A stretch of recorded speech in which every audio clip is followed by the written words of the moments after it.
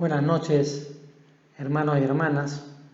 Hoy lunes 21 de marzo del año 2022 vamos a ver el estudio del capítulo 4 de Números desde el versículo 34 al 49. Y antes de comenzar, permítame hacer una breve oración. Señor, te damos gracias por tu palabra, porque es a través de ella que cada día te conocemos más y podemos distinguir las cosas que te agradan que hagamos. Ayúdanos a hacer y permanecer en tu voluntad. En el nombre de Jesús. Amén. Y vayamos a Números capítulo 4, del versículo 34 al 49.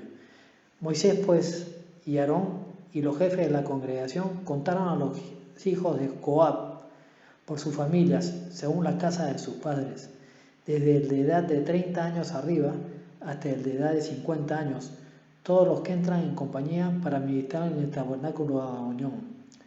Y fueron los contados de ellos por sus familias 2.750. Estos fueron los contados de la familia de Coab, todos los que ministran en el tabernáculo de la reunión, los cuales contaron Moisés y Aarón, como los mandó Jehová por medio de Moisés. Y los contados de los hijos de Gersón, por sus familias, según la casa de sus padres, desde el de edad de 30 años arriba hasta el de edad de 50 años, todos los que entran en compañía para ministrar en el tabernáculo de reunión, los contados de ellos por sus familias, según la casa de sus padres, fueron 2.630. Estos son los contados de la familia de los hijos de Gersón, todos los que ministran en el tabernáculo de reunión, los cuales contaron Moisés y Aarón por mandato de Jehová. Los contados de la familia de los hijos de Merari, por sus familias, según la casa de sus padres, desde el de edad de 30 años arriba hasta el de edad de 50 años, todos los que entran en compañía para ministrar en el tabernáculo de reunión, los contados de ellos por sus familias fueron 3.200. Estos fueron los contados de la familia de los hijos de Merari, los cuales contaron Moisés y Aarón, según lo mandó Jehová por medio de Moisés. Todos los contados de los levitas que Moisés y Aarón y los jefes de Israel contaron por sus familias, y según la casa de sus padres, desde el de edad de 30 años arriba hasta el de edad de 50 años, todos los que entraban para ministrar en el servicio y tener cargo de obra en el tabernáculo de reunión, los contados de ellos fueron 8.580.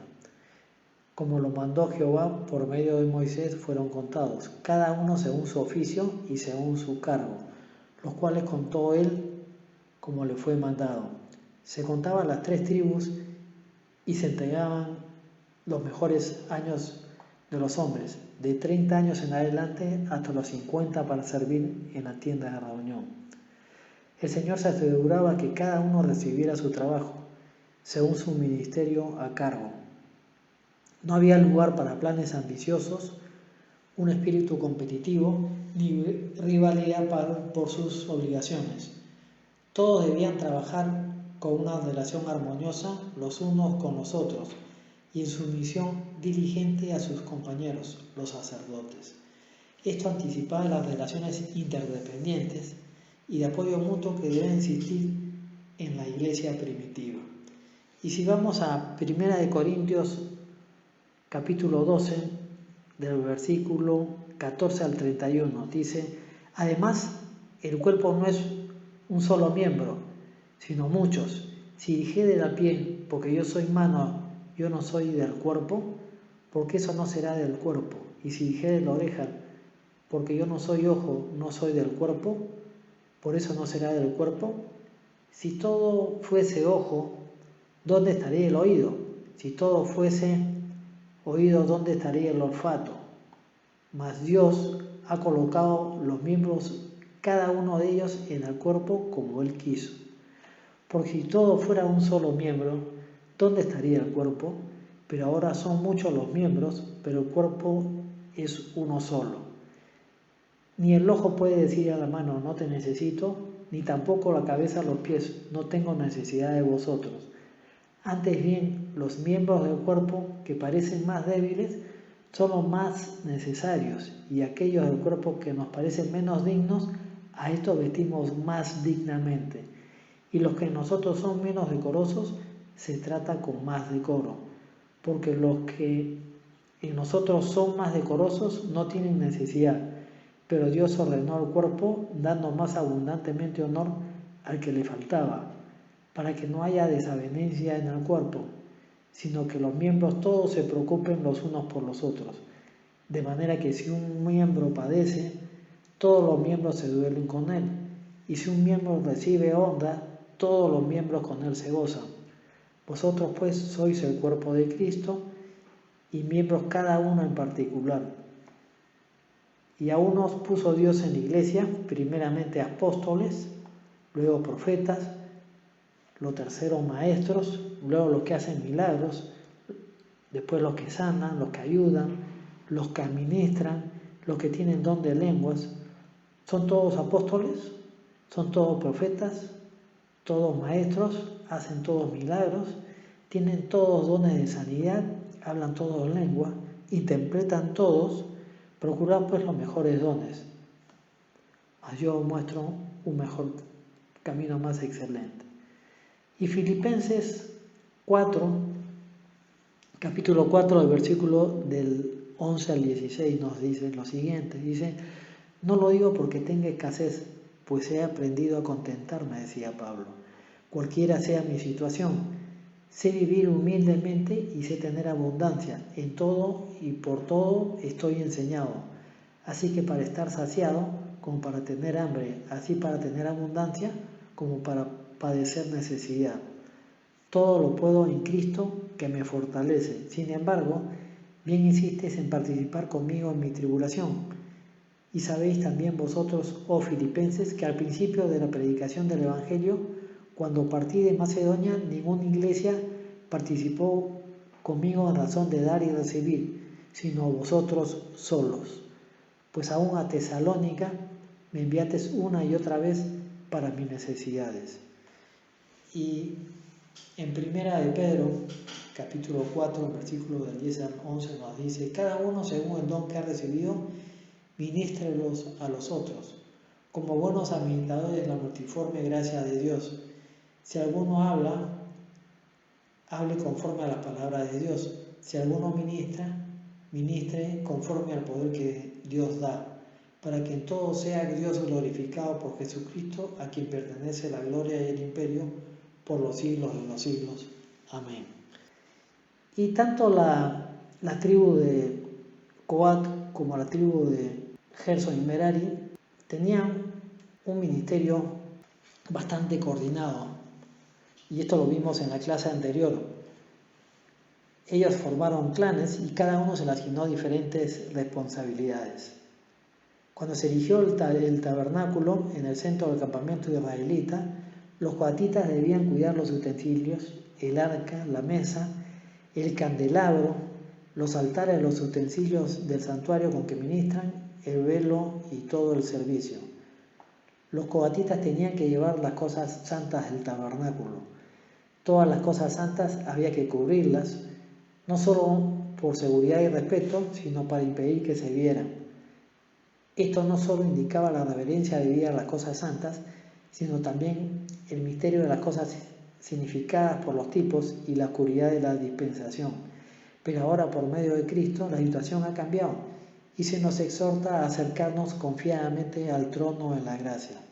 Y esto lo podemos ver en Hebreos capítulo 4, versículo 16, que nos dice: acerquémonos pues confiadamente al trono de la gracia para alcanzar misericordia y hallar gracia para el oportuno socorro. Los gersonitas recibieron la responsabilidad de los utensilios del centro de adoración, el tabernáculo y la tienda, su cubierta, el velo de la entrada de la tienda de reunión, las cortinas del atrio y sus cuerdas, conforme a todo su servicio. Los meraritas debían encargarse del maderaje del tabernáculo, sus barras, sus columnas, sus basas, todos sus enseres y el servicio relacionado con ellos. Las columnas alrededor del atrio, con sus basas, sus estacas y sus cuerdas. Aquí tenemos la tarea de estas otras 2 tribus levitas que, aunque no tan honrosas como la primera, eran necesarias y debían cumplirse con regularidad. Todas las cosas le fueron entregadas por nombre. Esto insinúa el cuidado que Dios tiene con su iglesia y con cada miembro de ella. La muerte de los santos la representa por el tabernáculo que se deshace. Si vamos a 2 Corintios capítulo 5, versículo 1, dice: porque sabemos que si nuestra morada terrestre, este tabernáculo, se deshace, tenemos de Dios un edificio, una casa no hecha de manos, eternas en los cielos. Y el abandono del cuerpo, en 2 de Pedro, capítulo 1, versículo 14, dice: sabiendo que en breve debo abandonar el cuerpo, como nuestro Señor Jesucristo me ha declarado. Todos serán resucitados en el gran día, cuando nuestros cuerpos viles sean hechos como los cuerpos gloriosos de Jesucristo, y así estaremos por siempre con el Señor. Estos son los que duermen en el Señor, o los que son transformados en el arrebato. Cada uno de estos 3 clanes tenían responsabilidades específicas, y se organizó el transporte de estos elementos considerables de manera concreta a medida que el campamento se movía de un lugar a otro. Los sacerdotes debían preparar las diferentes componentes para el transporte, y cuando el campamento estuviera para trasladarte, debían ser transportados. Los sacerdotes debían asignar a cada uno de ellos su trabajo y su carga. Los 3 clanes debían trabajar bajo las órdenes de los sacerdotes Eleazar e Itamar. Ahora hablemos sobre el privilegio único de esta tribu, que era el servir al Señor, ¿no? La tribu Leví era especial y por eso se contaba por separado, y además 2 veces, una de niños y otra para el servicio. Todos los niños varones de más de un mes debían ser registrados cuidadosamente en un censo específico. Y a medida que iban creciendo, estos chicos sabían que habían sido elegidos por Dios para su obra. Qué gran privilegio, hermanos. Lo que nos recuerda la gran verdad de la elección y la importancia de los niños en los propósitos de Dios. Estos levitas, varones, habían sido apartados por Dios desde su infancia. No destaca el privilegio, sino la responsabilidad. La elección en términos bíblicos significa que Dios escogía a sus siervos, como Abraham, Jacob, José, Moisés y Jeremías, por decir algunos de ellos, para la obra específica que deseaba el Señor que ellos hicieran. No les seleccionaba arbitrariamente ni quería que fueran sus favoritos, o porque tuvieran más cualidades espirituales o morales que otros. Al contrario, a menudo cometían graves errores. Fueron elegidos porque Dios quería utilizarlos como instrumentos en el mundo, un tema central tanto en el Antiguo como en el Nuevo Testamento. Este censo de los hijos varones de Leví, de un mes arriba, nos recuerda nuestra responsabilidad espiritual con los niños. Deben ser valorados como un regalo de Dios para nosotros y para el mundo. Ser enseñados en las verdades transformadoras de la palabra de Dios. Ser apoyados con el ejemplo consistente de aquellos que aman a Cristo. Recibir oraciones intercesoras fieles y ser animados a convertirse en cristianos comprometidos, reconociendo que ellos también tienen un destino en los propósitos de Dios para las vidas humanas. Millones de niños en nuestro país no tienen ningún tipo de vínculo con una iglesia o organización cristiana, y es un reto para nosotros permanentemente, como cristianos contemporáneos, de convertirnos en sus padres espirituales y pensar en formas imaginativas de hablarle del Cristo que amaba, que recibía y cobraba por los niños. Otro punto que me gustaría tomar es de los levitas, es la presencia de los levitas como trabajadores de Dios era una ayuda visual permanente para el pueblo de Dios y significaba la entrega y la sustitución. La elección deliberada de estos hombres por parte de Dios evocaba los dramáticos acontecimientos de la liberación de Israel de Egipto. La presencia de estos levitas recordaba al pueblo hebreo que sus primogénitos debían ser presentados al Señor, porque mío es todo primogénito, así como las primicias de su ganado, rebaños y cosechas debían ser una ofrenda de lo mejor al Señor.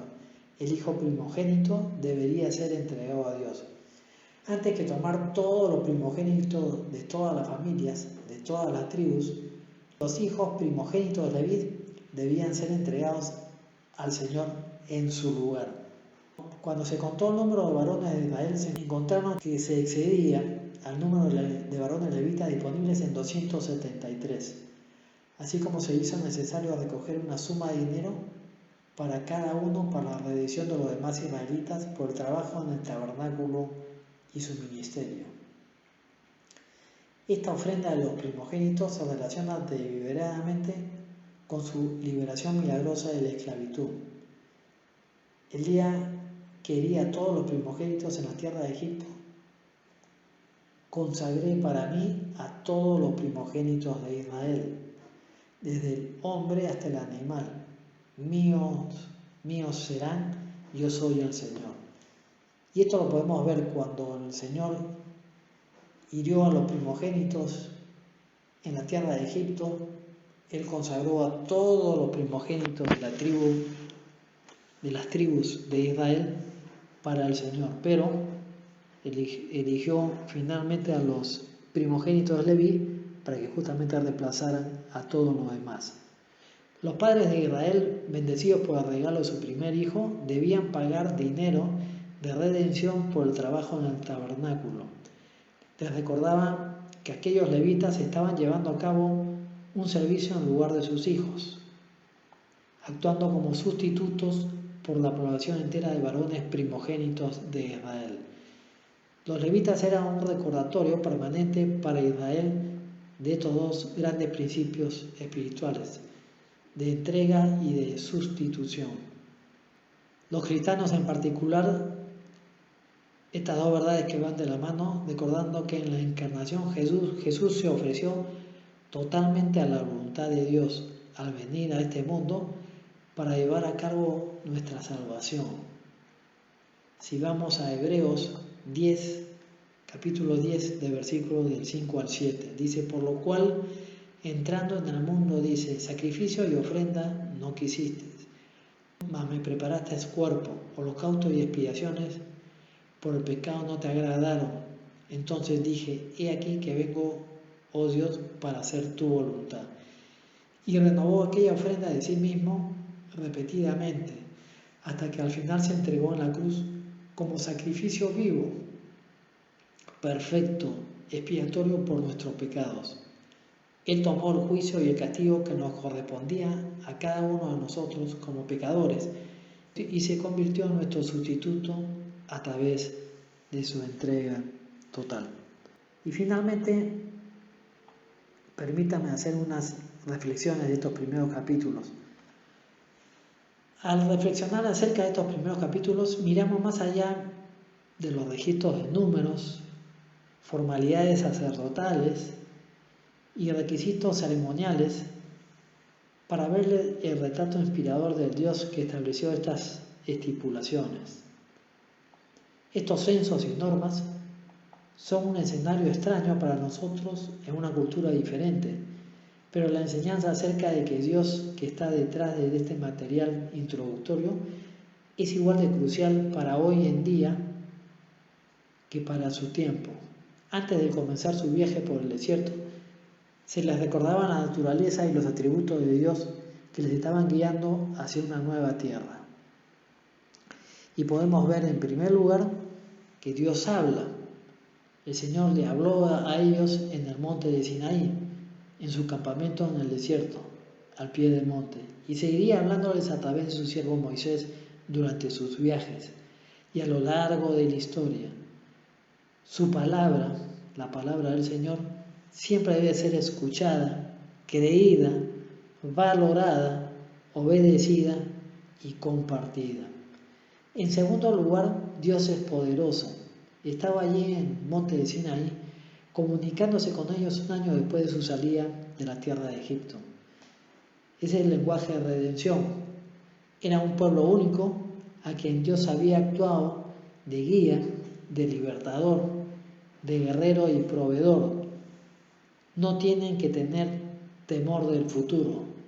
Un Dios todopoderoso supliría todas sus necesidades generosamente y siempre serían victoriosos a su lado si le escuchaban atentamente y respondían a su voz. Un ejemplo de cómo sirvió de guía es que Jehová siempre iba delante de ellos, de día como una columna de nube para guiarlos por el camino, y de noche en una columna de fuego para alumbrarles, a fin de que anduviesen de día y de noche.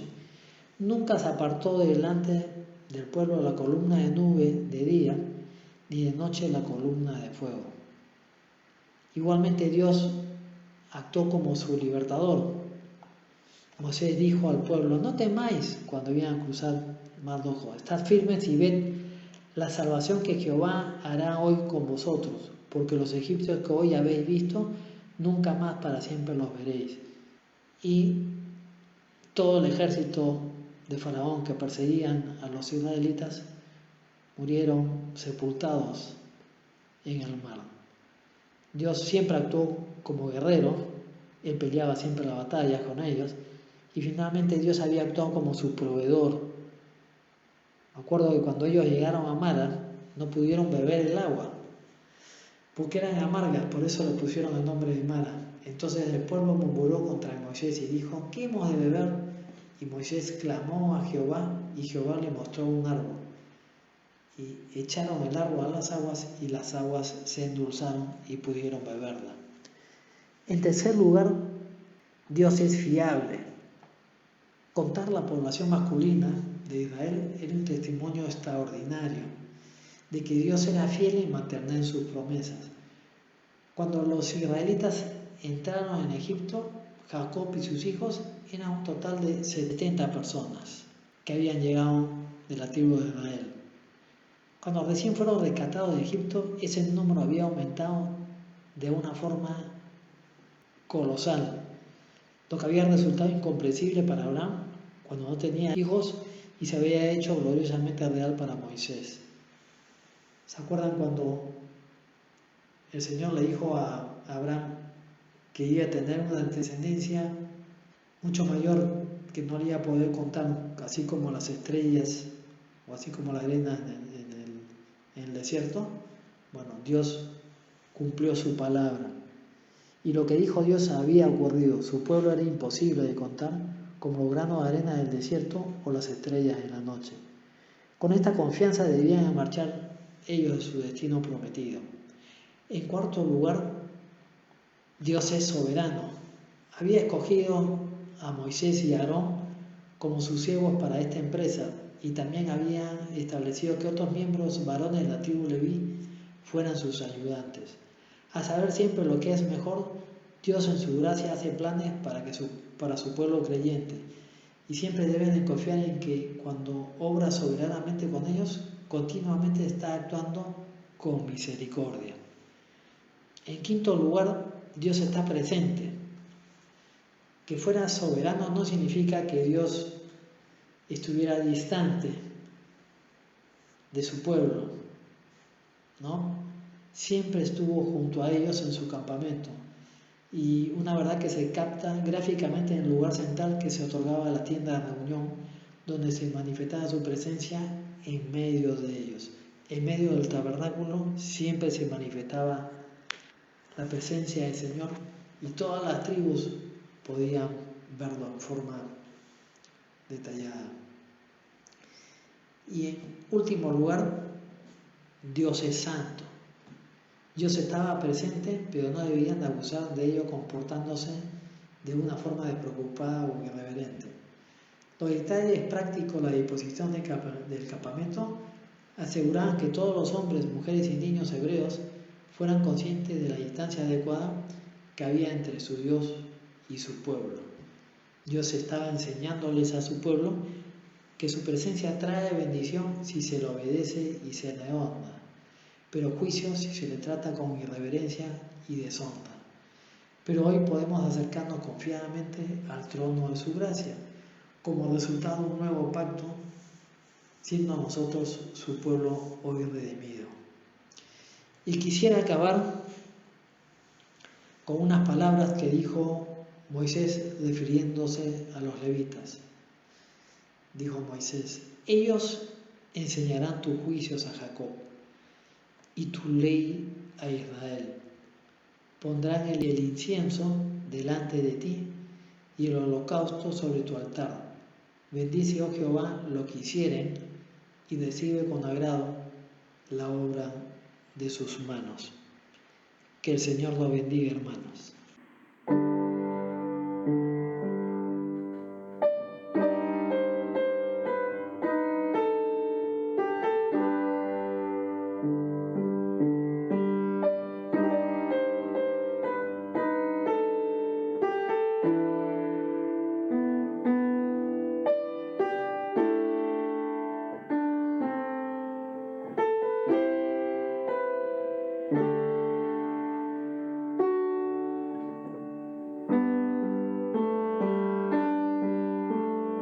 Mi primer amor eres tú, Jesús.